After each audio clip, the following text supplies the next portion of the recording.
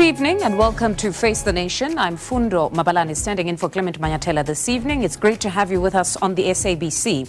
So on the show tonight, we'll speak to the South African Chamber of Commerce in the United States on the 90-day pause on reciprocal tariffs and retention of that 10% baseline. Uncertainty persists even after the latest move. So we'll be in conversation with Aubrey Sibanyoni from the Chamber of Commerce. And then after that, we'll speak to economist Dr. Azar Jamin as well as Dr. Lebogang Peku on that erratic decision, which is, of course, sending global stock markets into a tailspin. More importantly, we want to know how the latest move will impact South Africa.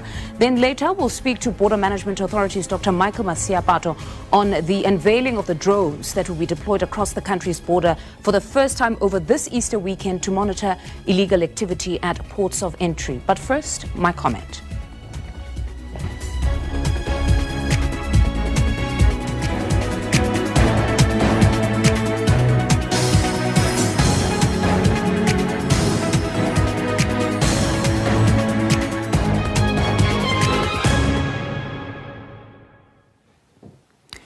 So the latest move by U.S. President Donald Trump to pause the reciprocal tariffs by 90 days for 75 countries but retain that baseline 10% has seen markets respond positively, with Trump, of course, claiming victory for the market's rebound. But realistically, uncertainty persists and the markets have not fully recovered from those earlier losses. Now, the big debate is whether Trump capitulated, given the global market's response to the tariffs, or the Trump administration, as they would want us to believe, is that this was all part of the Trump grand plan to reset the table, if you will. A page from his memoir, Art of the Deal, where you create a lot of panic in the world, then have everybody knocking at your door to negotiate new terms.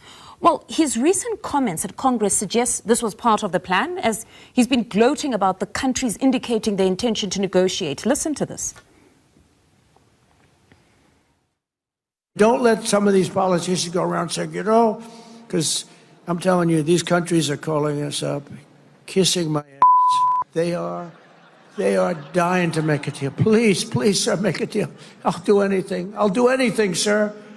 And then I'll see some rebel Republican, some guy that wants to grandstand, say, I think that Congress should take over negotiations. Let me tell you, you don't negotiate like I negotiate. Congress takes over negotiating. Sell America fast because you're going to go busted. You don't... Not so diplomatic, but as the saying goes, the road to hell is paved with good intentions. Trump may have the intentions to benefit America through the manufacturing industry, but that level of protectionism, that aggressive posture towards foreign countries has done very little good for the American economy.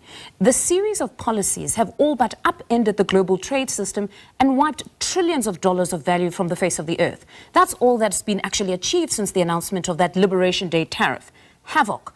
And this segues us perfectly into our question this evening. We're asking, what are your views on the abrupt 90-day tariff pause for 75 countries? Did he capitulate? Did he blink, as some say? Share your thoughts with us by sending us your WhatsApp voice note to 078-459-1897. Remember to tell us your name and your surname and where you're sending that voice note from. And please do keep your voice notes at 30 seconds or send us an X on @FaceTheNation SABC.